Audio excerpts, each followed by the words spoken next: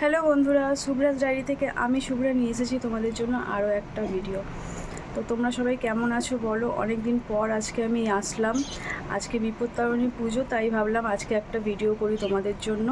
তো আমার স্নান হয়ে গেছে, এবার আমি রেডি হব, রেডি হয়ে মায়ের সাথে বেরিয়ে পড়বো।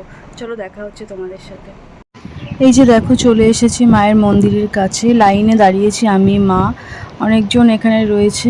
কত রোদ দেখেছো? এত রোদে এখানে অনেকক্ষণ দাঁড়িয়ে থাকতে হয়েছে, মানে মাথা ঘুরে যাওয়ার মতো রোদ। চলো তোমাদের ভিড়টা দেখাই একবার। কত ভিড় হয়েছে দেখো, কত লাইন পড়েছে।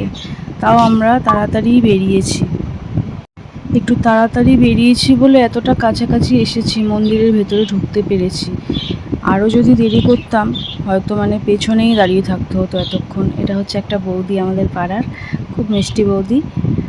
তো দেখো কত ভিড়, কত মানুষ উপোস করে, কত মানুষ মনে কত আশা নিয়ে মায়ের জন্য উপোস রাখে, মায়ের পুজো করে আজকে বাড়ি যায়।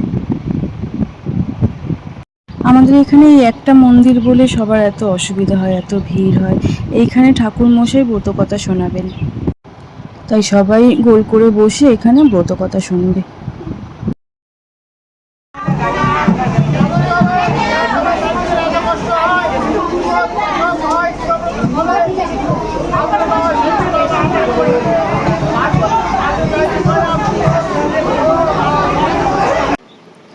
মা, তুমি সবাইকে ভালো রেখো, নিজেও খুব ভালো থেকো। সবার যত বিপদ আছে তুমি ঘুচিয়ে দাও। আমাদের পুজো দেওয়া হয়ে গেছে।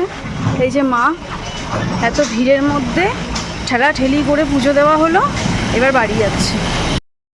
বাড়ি যেতে পারছি না, বসে পড়েছি এইখানে, কারণ রাস্তায় এত রোদ, পুরো পায়ে ফোসকা পড়ে যাবার মতো, খালি পায়ে হেঁটে যেতে পারছি।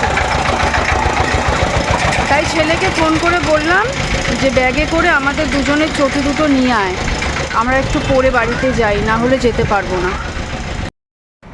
বাড়িতে চলে এসেছি, ফ্রেশও হয়ে গেছি। আর পারছি না এই গরমে, শাড়ি টাড়ি পরে থাকতে আর পারছি না। এসেই আগে ফ্রেশ হলাম, শাড়ি টাড়ি খুলে ফেলেছি। এই যে সেই ঘরের পোশাকে চলে এসেছি আবার। তো ঠিক আছে, এরপর দেখাবো আমরা রাত্রে কি খাওয়া দাওয়া করি। অনেক কিছু নিয়ম আছে, সেগুলো দেখাবো।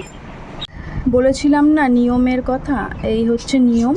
এই যে এইখানে হচ্ছে 13 রকমের ফল আছে, 13 রকমের ফল দিয়ে মায়ের পুজো দিতে হয়। তো সেই 13 রকমের ফল দিয়ে মাকে পুজো দিয়ে এই প্রসাদটাই খেতে হবে, এটা হচ্ছে নিয়ম। আর এই যে সুতোগুলো, এগুলো হচ্ছে তাগা। এটার মধ্যে 13খানা সুতো আছে।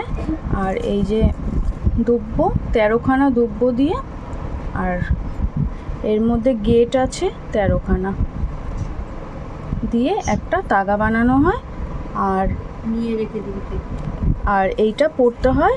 এটা যদি 1 বছর পরা যায় তাহলে খুবই ভালো। সবাই রাখতে পারে না 1 বছর, এটাই আর কি। তো এই যে দুব্যটা 3 দিন পর জলে দিয়ে দেওয়া যায়, এটা হচ্ছে নিয়ম। আর এই যে পানটা, এটাও ডালার সাথে দিয়েছে। এই পানটা হচ্ছে রাতে খাওয়া দাওয়ার পরে সব শেষে এই পানটা চিবোতে হয়, এটা হচ্ছে নিয়ম। আরও কিছু নিয়ম আছে, সেটা পরে দেখাচ্ছি।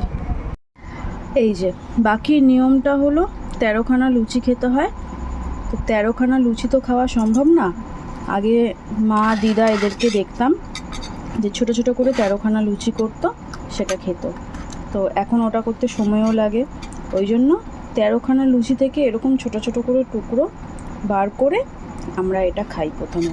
তারপর যদি পেটে জায়গা থাকে বা খাবার ইচ্ছা থাকে তাহলে আর একটা নিয়ে খাওয়া যায়, বা আরও দুটো নিয়ে, যে যেরকম পারে খেতে পারে, কিন্তু 13খানা টুকরো খেতেই হবে।